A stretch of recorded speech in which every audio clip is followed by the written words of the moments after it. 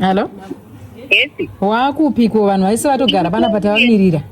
Ndakutosvika nawo. Alright, kurumidza because vanhu vese takamirira ivo. Alright, ndakusvika. Alright. Aiwa nasafara kunyira. Aiwa anyanya. Anyanya. Munhurume. Akajaita stereo. Makuwa ndini munhu.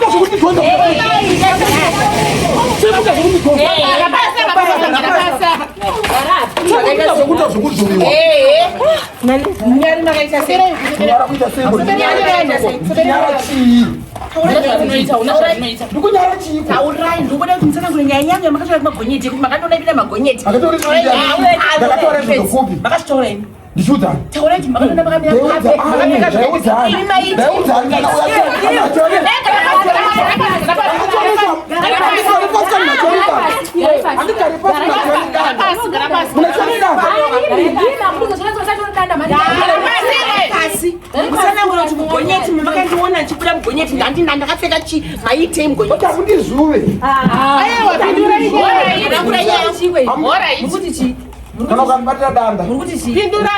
Kubvunzwa zvekufundiso ndodanana. Akizoriso ndiani? Taura nani? Iwe. Munhu wemurume.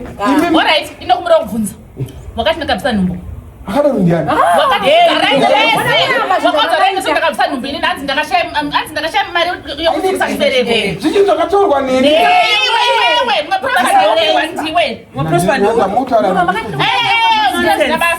Munhu wakati ndiri kudarana naye kumashopisi ndiyani? Ini ndakatora vanonzi muswere or something. Ameno taurai. Kana mchida.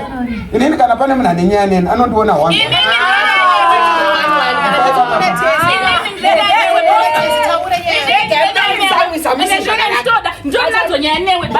Junga manje.